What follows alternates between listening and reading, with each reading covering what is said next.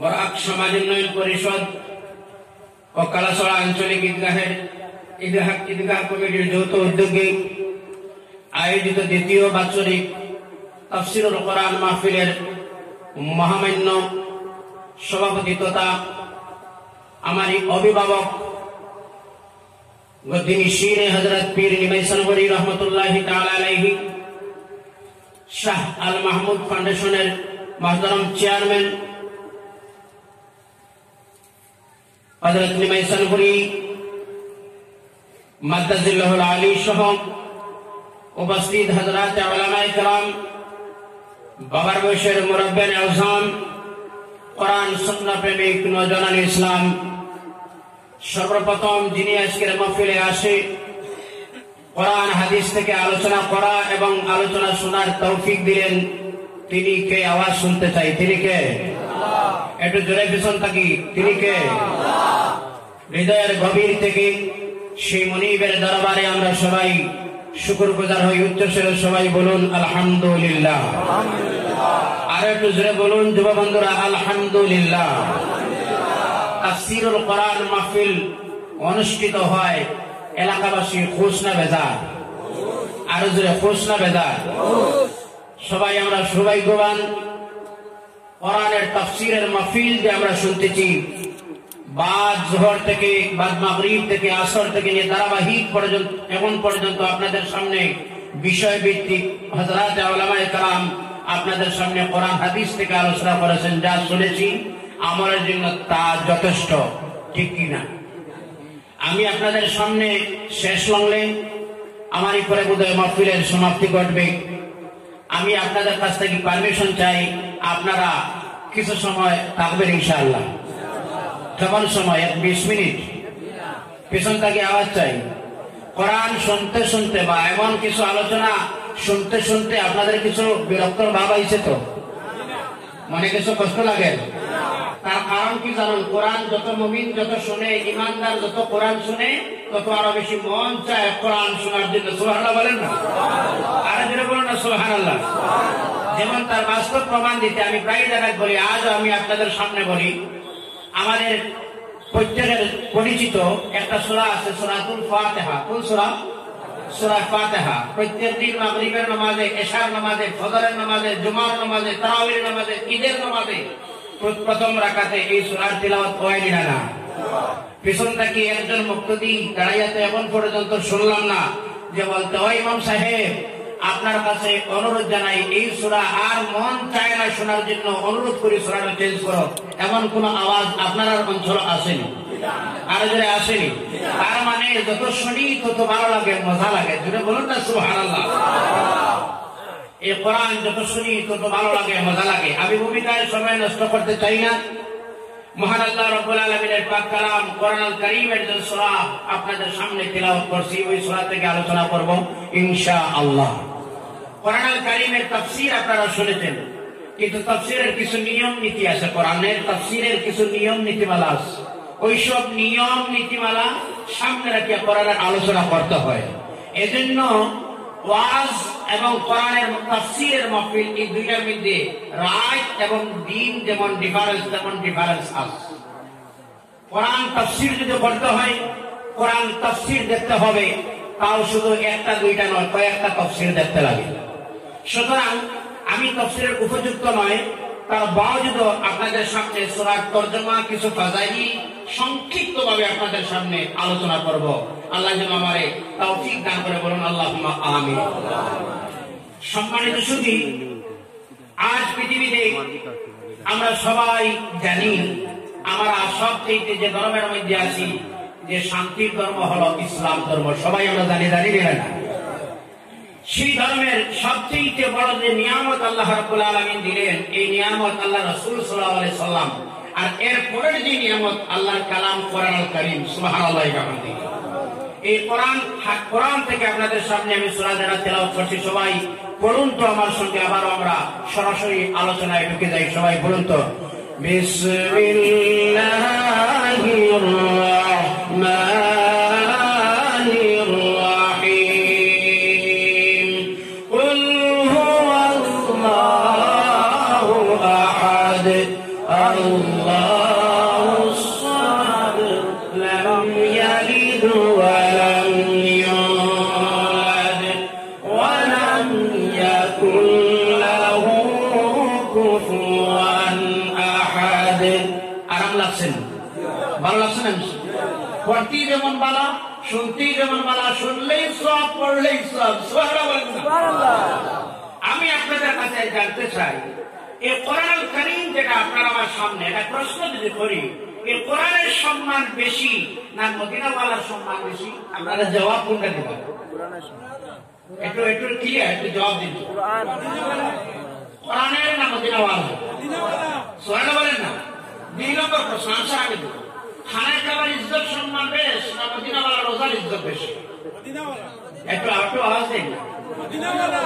এবার আমরা যদি জানতে চাই মদিনাওয়ালার ইজ্জত বেশ না কোরআনুল কারীমের ইজ্জত বেশি, সম্মান বেশি, আমরা যদি আবার দেখি তাফসীর, তাহলে আমরা দেখি, আবার শুনতে পাই, আমরা দেখি আল্লাহ রাসূল সাল্লাল্লাহু আলাইহি ওয়াসাল্লাম যখন যতদিন মক্কাতুল মুকাররমার মধ্যে ছিলেন ততক্ষণ কোরআন মক্কায় ছিল। আর আল্লাহ রাসূল সাল্লাল্লাহু আলাইহি ওয়াসাল্লাম মক্কা ছেড়ে যখন মদিনায় চলে গেলেন, আল্লাহর কালাম কোরআনুল কারীম নবী মুহাম্মদুর রাসূলুল্লাহর পিছনে পিছনে মদিনায় হাজির। সুবহানাল্লাহ। রাসূলের পিছনে কোরআন হাজির। খানায়ে কাবার চাইতে রাসূল সাল্লাল্লাহু আলাইহি সাল্লামের রওজা মুবারক আফদল, সবচেয়ে ভালো, ভালোর যার মোকাবেলা নাই। সুবহানাল্লাহ। কারণ খানায়ে কাবা তোয়াফ করেন মানুষ, আর মালাইকা ফেরেশতা তোয়াফ করেন রাসূল সাল্লাল্লাহু আলাইহি সাল্লামের রওজা মুবারক। আমি আপনাদের সামনে সূরা যেটা তিলাওয়াত করলাম, সূরাতুল ইখলাস, যারা বলা হয় নাম জানা আছে ইখলাস, কোন সূরা? সূরা ইখলাস। আর শানে নুজুল, একটা আয়াত, একটা সূরা নাযিল হওয়ার পিছনে তার কারণ থাকে। কোন কারণে, কোন সময়, কোন প্রেক্ষাপটে এই আয়াত বা সূরা নাযিল হয়। আল্লাহর নবী খুব মনোযোগ দিয়ে শুনুন। আমি সূরাটা নির্বাচিত করার পিছনে কারণ হলো এই সূরাটা আমরা ব্যবহার হয় না জিকির করেন লা ইলাহা ইল্লাল্লাহ।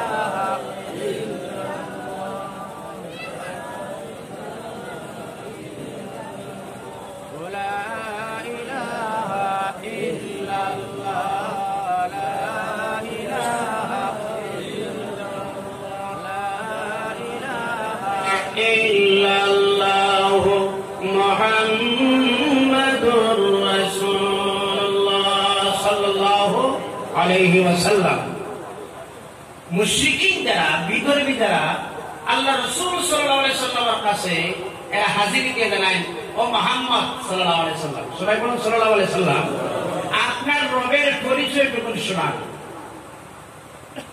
রবের পরিচয়। আল্লাহ রাসূল সাল্লাল্লাহু আলাইহি ওয়াসাল্লামের কাছে যখন রবের পরিচয় চাইলেন মুশরিকিন যারা, আল্লাহ রাসূলের জবাব দিলেন না।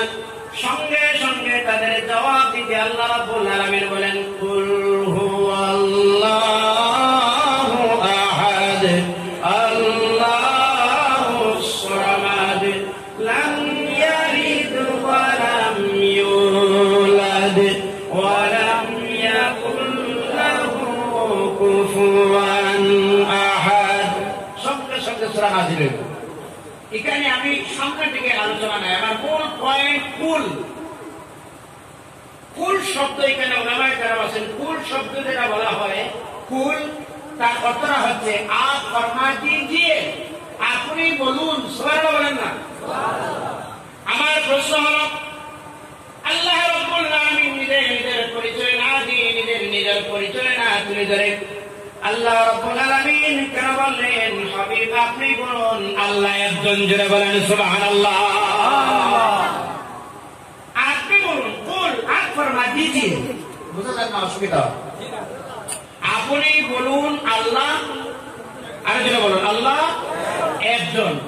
সরাসরি যদি আল্লাহ বলতেন আল্লাহু আহাদ, আল্লাহুস সামাদ, লাম ইয়ালিদ ওয়া লাম ইউলাদ, এইভাবে যদি সূরাটা থাকতো, কুল শব্দটা না থাকিয়া যে আল্লাহ একজন, শুধুমাত্র আপনি বলুন যে শব্দ ওটা সরল, তার তর্জমা আল্লাহ একজন, বাকি সব তর্জমা ঠিক আছে। শুধুমাত্র বলুন শব্দটা, আপনি বলুন, এই শব্দটা থাকলো নয়, আল্লাহ একজন, পরিচয় সব তখন ঠিক ছিল। এখন এখানে তার কারণ কি? আল্লাহ রাব্বুল আলামিন রাসূল সাল্লাল্লাহু আলাইহি ওয়াসাল্লামের সম্বোধন করে বললেন আপনি বলুন।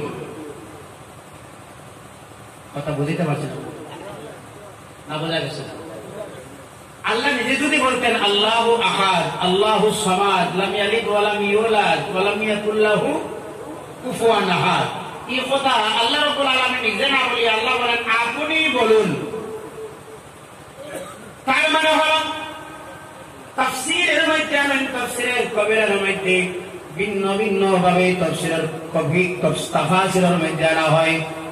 আল্লাহ রাব্বুল আলামিন বলেন হাবিব আমার পরিচয় আমি নয়, আমার পরিচয় আপনার জবান দিয়ে বিশ্ববাসী মানুষের কাছে তুলে ধরেন। সুবহানাল্লাহ।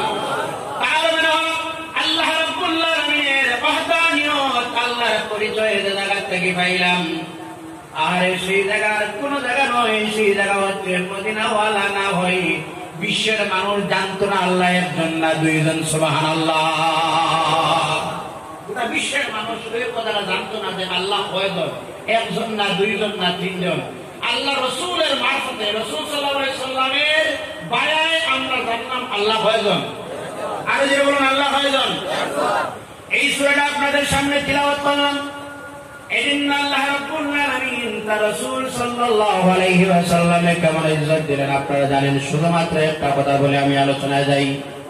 কোরআন কারীমের মধ্যে আল্লাহ রাব্বুল আলামিন বলেন قد نرى تقلب وجهك في السماء, এই আয়াতের শানে নজুলের মধ্যে আনা হয় আল্লাহর নবী সাল্লাল্লাহু আলাইহি ওয়াসাল্লাম মসজিদে বনি সালামার মধ্যে রাসূল যোহর কিংবা আসরের নামাজের মধ্যে রাসূল নামাজে অবস্থায়, এই যে মুসলমানের বর্তমান কিবলা যেখানে খানায় কাবা, এটা মুসলমানের প্রথম কিবলাই ছিল না, প্রথম কিবলাই ছিল ফিলিস্তিনের মধ্যে যেটা বাইতুল মুকদ্দাস যেটারে বলা হয়, এটা মুসলমানদের প্রথম কিবলা। আল্লাহ রাসূল সাল্লাল্লাহু আলাইহি ওয়াসাল্লাম এই ফিলিস্তিনের বাইতুল মুকদ্দাসের দিকে আল্লাহ রাসূলের নামাজ পড়া অবস্থায় মনে মনে ধারণা, আহারে খানায় কাবাটা যদি আমার কিবলা হইতো। ওই সময় রাসূলের মনের ধারণা ছিল, এই ধারণা নিয়ে বারবার আল্লাহ রাসূলের মনের মধ্যে আল্লাহ নবী সাল্লাল্লাহু আলাইহি ওয়াসাল্লাম নামাজে থাকা অবস্থায় আল্লাহ রাব্বুল আলামিন বললেন হাবিব আর বেশি দেরি নয়, 2 রাকাত মসজিদে বাইতুল মুকদ্দাসের দিকে পড়লাম, আমি আল্লাহ অর্ডার দিলাম আর 2 রাকাত খানায় কাবার দিকে পড়ো। সুবহানাল্লাহ। যে মসজিদের নাম জুল কিবলাতাইন বলা হয়। যাই হোক, আমি আপনাদের সামনে সূরা ফাতিহা, সূরা ইখলাসের আলোচনা, তার কিছু ফাদাইল বর্ণনা করতে চাই। 1 নম্বর হলো সূরা ইখলাস কোন সূরা জানা আছে আপনাদের? তার একটা ফজিলত বলি। একজন সাহাবী ছিলেন, এই সাহাবী মসজিদের আনসারী সাহাবী ছিলেন, মসজিদের ইমাম ছিলেন। তিনি নামাজ পড়া অবস্থায় যখন নামাজের মধ্যে দাঁড়ানোর সঙ্গে সঙ্গে প্রথমে সূরা ইখলাস পড়েন, তারপরে আরেকটা সূরা পড়েন, অর্থাৎ প্রত্যেকটা রাকাতের মধ্যে প্রথমে সূরা ইখলাসের তিলাওয়াত হয়, তারপরে অন্য সূরা তিলাওয়াত করেন। এমনি ভাবে সাহাবায়ে কেরামরা জমায়েত ভাবে নবী সাল্লাল্লাহু আলাইহি ওয়াসাল্লামের কাছে গিয়ে বললেন, ইয়া রাসূলুল্লাহ, ইয়া হাবিবাল্লাহ, আপনার ইমাম দায়িত্ব করা ইমাম ছিলেন, সেই ইমাম প্রত্যেকটা রাকাতের মধ্যে সূরা ফাতিহা পরে যে সূরা ইখলাসের তিলাওয়াত করেন, তারপরে অন্য কোন একটা সূরার তিলাওয়াত করেন। এমনি তার কাছে আমরা অনুরোধ করলাম, কিন্তু অভ্যাসটা টান বদলানো সম্ভব হলো না। আল্লাহর নবী ডাক দিলেন, ইমাম সাহেব, কেন তুমি প্রত্যেকটা রাকাতের মধ্যে ফাতিহার পরে সূরা ইখলাস তিলাওয়াত করো, তারপর অন্য সূরার তিলাওয়াত করো? তার কারণটাই বুঝতে চাই। তিনি বলেন, আল্লাহ রাব্বুল আলামিনের পাক কালামের এই সূরাটা আমার কাছে এমন পছন্দনীয়, এমন মহব্বত আমার কাছে, আমি সূরা ইখলাস ছাড়া আর নামাজ পড়লেই বোধহয় আমার নামাজে তৃপ্তি আসে না। আল্লাহর নবী জবাব দিলেন, তাহলে এই ইখলাসের মহব্বতের কারণে আল্লাহ তোমার জান্নাতের মালিক বানাই দিল। সুবহানাল্লাহ। ও বেশি লম্বা আমল নয়। সূরা ইখলাস যদি আমরা তিলাওয়াত করি ঘন্টা পরিমাণ সময় লাগে না, 5 মিনিটও সময় লাগে না, অতি সংক্ষিপ্ত সূরা আমরা তিলাওয়াত করি। আল্লাহর নবী সাল্লাল্লাহু আলাইহি ওয়াসাল্লাম বলেন, যদি কোনো মানুষ রাত্রের বেলা বিছনায় যখন যায়, যদি সূরা ইখলাসের 3 বার তেলাওয়াত করে বিছনায় যদি চলে যায়, ঘুমায় যদি, আল্লাহর নবী বলেন সারা রাত্রে আল্লাহর গোলাম আল্লাহর হেফাজতের মধ্যে থাকে। জোরে বলেন সুবহানাল্লাহ। 2টা গেল। 3 নম্বর আপনাদের সামনে বলি, সূরা ইখলাস যদি কোনো মানুষ তেলাওয়াত করে, আল্লাহ রাসূল বলেন 10 বার যদি সূরা ইখলাসের তেলাওয়াত করে, কুল হুয়াল্লাহু আহাদ আল্লাহুস সামাদ লাম ইয়ালিদ ওয়া লাম ইউলাদ ওয়া লাম ইয়াকুল লাহু কুফুয়ান আহাদ। এই অবস্থায় যদি 10 বার তেলাওয়াত করে, এই তেলাওয়াত যারা করবে, আল্লাহ রাসূল সাল্লাল্লাহু আলাইহি ওয়াসাল্লাম সূরা ইখলাস তেলাওয়াতকারীর জন্য আল্লাহ রাসূল সুসংবাদ দিলেন, আল্লাহ রাব্বুল আলামিন জান্নাতে একটা মহল বানাইয়া আল্লাহ তার গোলামের জন্য রাখি দে। সুবহানাল্লাহ। কোন সূরা? আর জোরে কোন সূরা? কয়বার তেলাওয়াত করা? 10 বার। আমার মনে হয় 10 বারে 10 মিনিট লাগবে। 10 মিনিট লাগবে, মানলাম 10 মিনিট। 10 মিনিট যদি তেলাওয়াত করা, বিছনায় যাও, 10 মিনিট আল্লাহর কালাম 10 বার সূরা ইখলাস তেলাওয়াত করে ঘুমাও, জান্নাত কনফার্ম হয়ে যায়। এটা পলিটিশিয়ানের ওয়াদা নয়, আবার মদিনা ওয়ালার ওয়াদা। জোরে বলেন সুবহানাল্লাহ। 4 নম্বর হল, যদি বলেন তোমার কোন সামনে মুসিবত চলে আসে, এমন সংকটের সময়, তোমার অভাব অনটন আসলো, বিপদের সময়, তোমার সংকটের সময় তুমি পেরেশান হওয়ার বিষয় নয়, তুমি আবার মুসল্লায় বসো, জায়নামাজেই বসো, বাওয়াজ আল্লাহর কালাম সূরা ইখলাসের তেলাওয়াত করো। ইখলাসের তেলাওয়াতের বিনিময়ে আল্লাহ তোমার মুসিবত দূর করে দিবে। সুবহানাল্লাহ। কয়টা ফজিলত? 4 নম্বর গেল। 5 নম্বর ফজিলত হলো আল্লাহ রাব্বুল আলামিনের পাক কালামের সূরা ইখলাসে যদি আমরা তিলাওয়াত করি, কোন গোলাম যখন গুনাহ করে আল্লাহ রাব্বুল আলামিন রাগান্বিত হয়ে যান, আল্লাহর গুসা হয় গোলামের প্রতি, কেন আমার গোলামটা এই গুনাহ করলো। আল্লাহর নবী বলেন সূরা ইখলাস যদি করে বসে, এবার আল্লাহর কালামের সূরা ইখলাসটা যদি তিলাওয়াত করে, এই তিলাওয়াতের কারণে আল্লাহ রাব্বুল আলামিনের রাগ দূর হয়ে যায়। জোরে বলেন সুবহানাল্লাহ। ও আমার যুব সমাজ, আজ তকদীরের সঙ্গে কিছু আলোচনা আপনাদের সামনে করব। আপনার আমার জীবন, আপনার আমার কি সোনার জীবন আল্লাহ রাব্বুল আলামিন দিলেন। যুবদের উদ্দেশ্যে একটা কথা আজ আমি বলতে বাধ্য হই। আমার যুব বন্ধু, একটাবার যদি জানতাম এই যুব সমাজের এই যৌবনের কতটুকু দাম আছে, আপনারা আমার জানেন। আপনারা একজন যুবক যখন রাত্রির বেলা সজদায় চলে যায়, আহারে একটা সজদা যখন কোন যুবক মাটির মধ্যে লাগাইয়া সজদা যখন দিলায়, আল্লাহর রাসূলের হাদিস হলো যুবকের একটা সজদার বিনিময়ে আল্লাহর আরশের মধ্যে কম্পন জারি হয়ে যায়। সুবহানাল্লাহ। একটা সজদা যখন দেয়, এজন্য আজ আমি অনুরোধ করব ভাইজান, সময় চলে যায়, দিনের পরে দিন, রাতের পর রাত চলে যায়, আপনারা আমার সামনে দেখি একটাবার সময় বাহির করি, রাত্রের বেলা ঘুম থেকে জাগিয়ে আজ চকুর পানি দিয়ে যেন মুসল্লা বিজাইতে পারি। পারবা? পারবা? কোন সমস্যা যদি আপনার আমার সামনে আসে, আমরা গুনাহ করে নিলাম, আমরা গুনাহগার, এই জমিনের মধ্যে নীতি না করা আমার চাইতে কমজোর, আমার চাইতে না ফরমান আমার চাইতে আর গুনাহগার বেশি নাই। কিভাবে গুনাহ মাফ হবে? জায়নামাজে বসো আর তওবার নামাজ পড়ো, আর হাতে তাসবিহ নিয়ে কিংবা আঙ্গুলের মধ্যে ঘড়ি ঘড়ি আল্লাহর কালাম কোরআনুল কারীমের সূরা ইখলাসের তেলাওয়াত করো। ইখলাসের তেলাওয়াতের কারণে আল্লাহ রাব্বুল আলামিন আপনার আমার জীবনের গুনাহ মাফ করে দিবেন। সুবহানাল্লাহ। আরেকটা ফজিলত আপনাদের সামনে বলি, অনেক সময় আমরা আল্লাহর কাছে রহমতের দোয়া করি। যখন রহমতের জন্য দোয়া করবা, আল্লাহর কাছে রহমত যখন চাইবা, ওই রহমত চাওয়ার সঙ্গে সঙ্গে সূরা ইখলাসের তিলাওয়াত করবা। ইখলাসের তিলাওয়াত করলে আল্লাহর কাছে রহমত চাইলে আল্লাহর নবী সাল্লাল্লাহু আলাইহি ওয়াসাল্লামের হাদিস রহমত আল্লাহর কালামের ইখলাসের সূরার বিনিময়ে আল্লাহ রহমতের দরজা তার গোলামের জন্য খুলে দিলেন। সুবহানাল্লাহ। রহমতের দরজা খুলে যায়। যদি কোনো মানুষের তার ঘরের মধ্যে বরকত চায়, রুজির মধ্যে বরকত চায়, আমলের মধ্যে বরকত চায়, রিজিকের মধ্যে বরকত চায়, বেশি লম্বা আমল নয়, আল্লাহর কালাম সূরা ইখলাসের তিলাওয়াত করো। এর বিনিময়ে আল্লাহ রাব্বুল আলামিন ঘরের মধ্যে রুজির মধ্যে বরকত দিবেন, হায়াতের মধ্যে আল্লাহ বরকত দিবেন। কেন এই সূরার মধ্যে এত পরিচয়, এত ফজিলত কেন এই সূরার মধ্যে? আল্লাহ রাব্বুল আলামিন এর যে মূল্য পরিচয়, ওয়াহদানিয়তের পরিচয় যে সূরা আল্লাহর কালামের দিল, ওই সূরার নাম হচ্ছে সূরা ইখলাস। যেমন আল্লাহ রাব্বুল আলামিন বলেন, বিসমিল্লাহির রাহমানির রাহিম, কুল হুয়াল্লাহু আহাদ। হাবিব আপনি বিশ্বের মানুষরে জানাইয়া দেন আল্লাহ একজন, জোরে বলেন সুবহানাল্লাহ। আপনারা জানেন মানুষ যত মুসিবতের মধ্যে হয়, সেই মুসিবতের মধ্যে, সংকটের সময়, বিপদের সময় যদি মানুষ আল্লাহ একজন বলিয়া মানিলায়, আল্লাহর নবী বলেন ওই সময়ের সর্বক্ষেত্রে গোলামের সাহায্য করেন তার মালিক আল্লাহ রাব্বুল আলামিন। তার বাস্তব নমুনা দিলেন হযরতে বিলাল। বিলালের যখন জবান বন্ধ হয়ে যায়, বিলালের উপর আঘাত করা হয়, বিলালকে যখন জখম করা হয়, বেহুশ হয়ে গেলেন। মরুভূমির মধ্যে আকাশের দিকে আঙ্গুল উঁচা করে বিলাল এক তারা বুঝাইতে চাইলেন, আহাদ আহাদ আহাদ আমার রব বলেন একজন, জোরে বলেন সুবহানাল্লাহ। সর্বক্ষেত্রে বললেন একজন।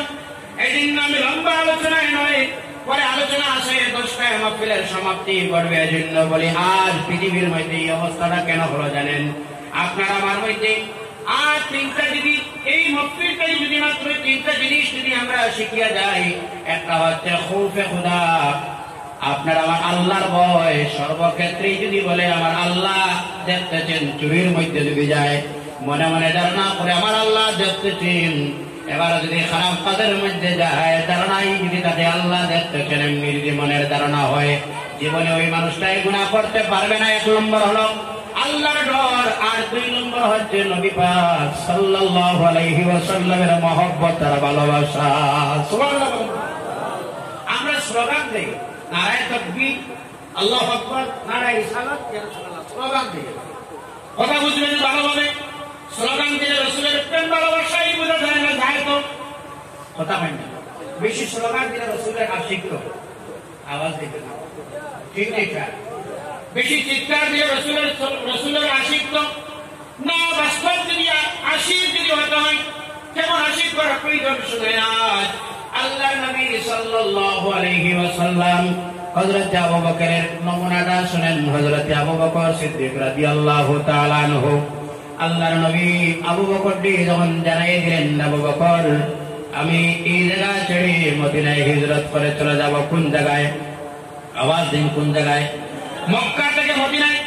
আল্লাহ রাসূল সাল্লাল্লাহু আলাইহি ওয়াসাল্লাম সময় দিন মাস কোনো কিছু নির্ধারিত করলেন না, শুধুমাত্রই বলে দিলেন আবু বকর যখন হিজরত করব আমার হিজরতের রাতের সফর সঙ্গী তুমি, জুড়ে বলেন সুবহানাল্লাহ। আমার হিজরতের রাতের সফর সঙ্গী কে? আচ্ছা, এখানে সময়, মাস, দিন, রাত এগুলা কোনো কিছু দায়িত্ব আছে তো? কিসের গোসা লাগাইলে আপনারা? এরা কোনো কিছু দায়িত্ব আছে? কোনো কিছু দায়িত্ব নাই। রাসূল আলী বললেন আল্লাহর নবী সাল্লাল্লাহু আলাইহি ওয়াসাল্লামের আশিক উম্মতগণ শুনেন, নবীজি শুধুমাত্রই বললেন হিজরতের সফর সঙ্গী তুমি আবু বকর। হঠাৎ করে আল্লাহ রাসূল গভীর রাতে আবু বকরের ঘরের দরজার সামনে গিয়ে আওয়াজ দিলেন, আবু বকর, জোরে বলেন সুবহানাল্লাহ। আচ্ছা, রাত্রের বেলা শুনুন, রাত্রের বেলা যদি কোনো মানুষের দরজায় গিয়ে যদি ডাকে আর এই মানুষটা ঘুমো থাকে, জবাব দিব তো একটা সঙ্গে সঙ্গে থেকে আবার তাই যুবক জবাব দিব তো? এক ডাক দিলেও তো জবাব আইব? এক ডাক দিলে জবাব আসবে। আবু বকর ঘরের দরজার সামনে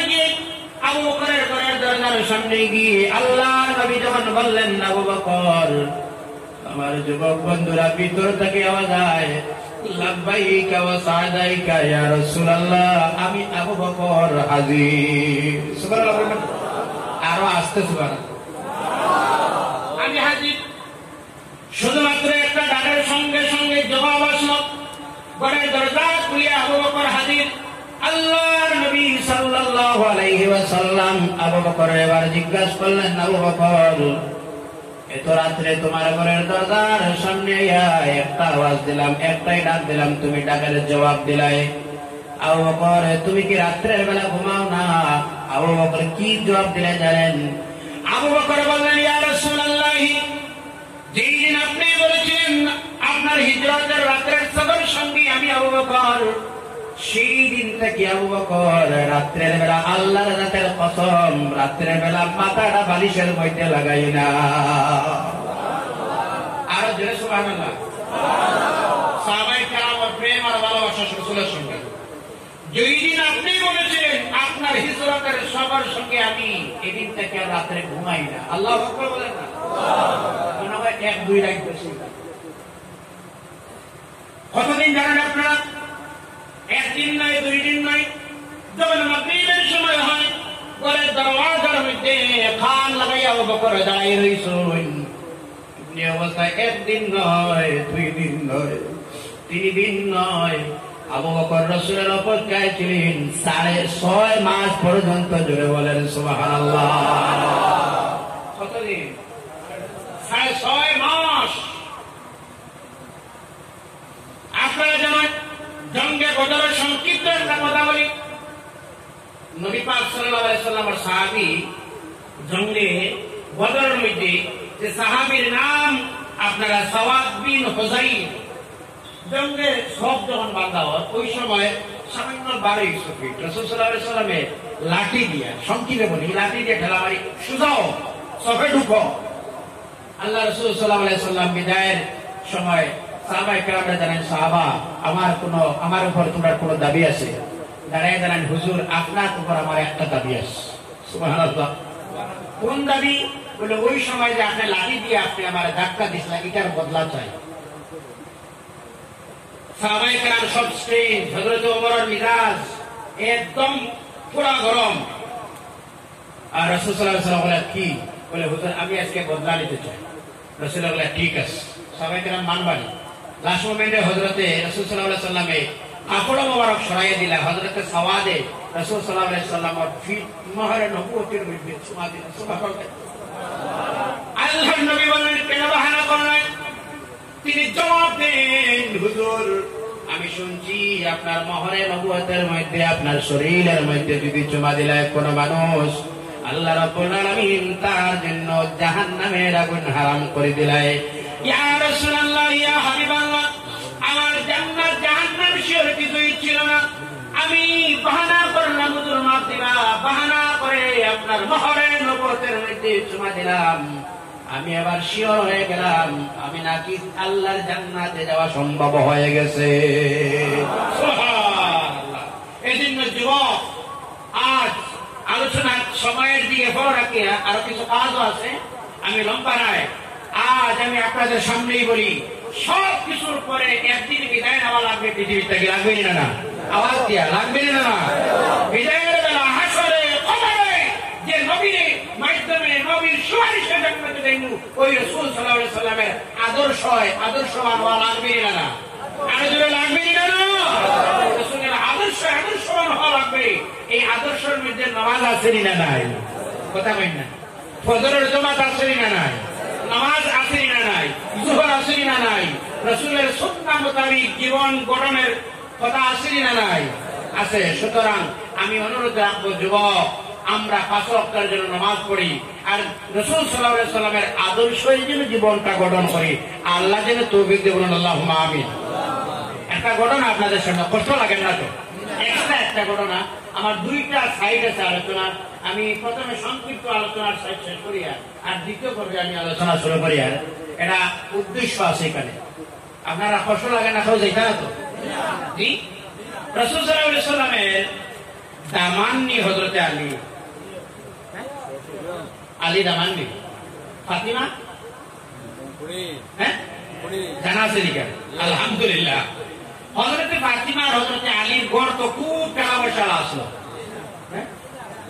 নাই এখানে গরিব, 3 দিন পর্যন্ত সুলাই কোনো হাগুন নাই।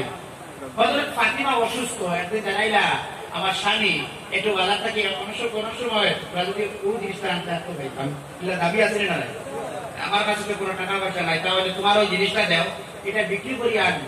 হযরতে ফাতিমার জিনিস নিয়া রোয়ানা দিলা হযরতে আলী বাজারও বিক্রি করলাম, করিয়া ধরে নেই একটা আপেল, বুঝলো একটা ফল কিনলা, কি কিনলা, টাকাটা খা, কথা বই না, ফাতিমা কিনলা আলী।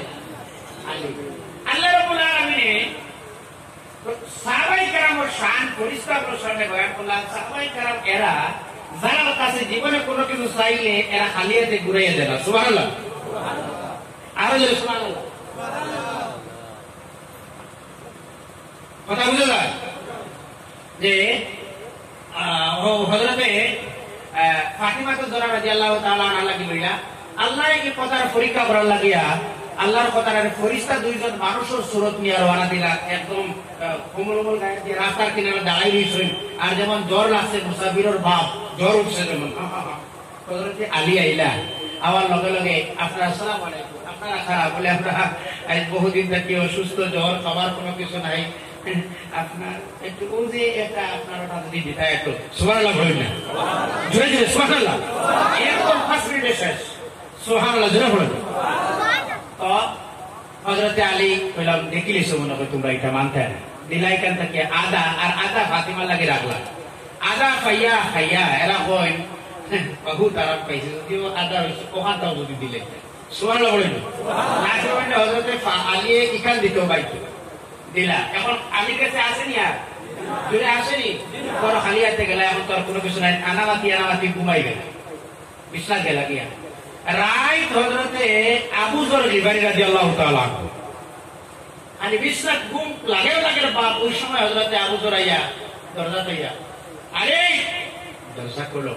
আলী জবাব দিলাম, মান আনতা, আপনাকে বলে আনা আবু আনা সালমান ফারসি, জোরে সুবহানাল্লাহ, আনা সালমান ফারসি, সাহাবী সালমান আসলাম। তো আপনি কেন বলে একটা সুসংবাদ গাইলাম, কি সুসংবাদ বলে, ওই সুসংবাদ দিনের বেলা কি খাস করলাই, আল্লাহ একটা সুসংবাদ দিলা, বলে কোন সুসংবাদ জানিয়েন না, দরজা খুলো। তো হযরতে আলী দরজা খোলার লগে লগে একটা দুইটা তিনটা করিয়া আপেল দিলা 9টা 8টা, কয়টা আর দিলা, কয়টা দিছলা, কয়টা কয়টা, একটা পাইলা, কয়টা 8টা। সালমান ফারসি একটা ঢুকাইয়া রাখি দিছে, এটা আমি খাইবো 8টা দিয়া। হযরতে আলী দেখছেন তো সালমানের এটা ঢুকাই লিখা না, এটা ঢুকাই হযরতে আলী জানাই 9 নম্বরটা কই, সুবহানাল্লাহ বলেন না, 9 নম্বরটা কই, বলে 9 নম্বর কি জানো, তা দিলাম তো, আর লাগেনি তো ভাইছো, তো একটা দিলাই 8টা হইলা, বল লাগেনি, বলে না হ্যাঁ আর একটা আছে, বলে কিলা দেখলা, আবার নবী জানাইছো, সুবহানাল্লাহ বলেন, আর যে সুবহানাল্লাহ। লাস্ট মোমেন্টে হযরতে সালমান ফারসি বার করে দিতে বাইতো, বলে একটা ঢুকাই রাখলাম, এটা ভাবলাম না, নেও তোমার 9 নম্বরটা, সুবহানাল্লাহ। সুতরাং আল্লাহর রাস্তা দিলে কমে না বাড়ে না, আওয়াজ আল্লাহর রাস্তা দিলে কমে না বাড়ে। সংক্ষিপ্ত ভাবে, আমি লম্বা আলোচনায় নাই, এখানে প্রায় পরিচয় আছে, আসেনি না নাই, আসেনি কি যে জায়গা গোয়া, এখানে কোন জায়গা মসজিদ না মাদ্রাসা, ঈদগাহ, মসজিদ না মাদ্রাসা, ঈদগাহ এখানে, ও ঈদগাহ এখানে সুন্দর হইতো, নামাজও লাগানি না, এখানে আর কোনো কিছু বছর নামাজ পড়া হইতো, এখানে সুন্দর হইতো, ওয়াল হইতো, টাইলস লাগতো, অনেক কিছু হইতো, সুন্দর হইতো, হইতোই না হইতো। ও ঈদগাহ লাগিয়া সংক্ষিপ্ত ভাবে যুব যারা এখানকার, আমি লম্বা আলোচনা নাই, আমার দাবি ঈদগাহ লাগিয়া লি ওয়াজহিল্লাহ, আল্লাহ দুনিয়া বাড়াই দিব, আখিরাতে বরকত দিব, একটা টাকার বিনিময়ে একজন মর্যাদা মাফ করে দিব, এখানে সুবিধা দেওয়া হয়। আমি এখান থেকে চাই সর্বপ্রথম একজন বেশ নাই, আপনি 2 কিস্তিও দেন, কিন্তু 10,000 টাকা একজন প্রথম, আর একজন 10,000। আমি আমার তরফ থেকে আমি দাবি জানাইয়া আজকের মহতি মহফিলের সম্মানিত সভাপতি সাহেব কিবলার কাছে যদি মেহরবানি করিয়া আপনার থেকে আমরা শুরু হয়, আপনারা কি থাকেন তকবীর, নারে তকবীর, আনা ঘোষণা সাহেব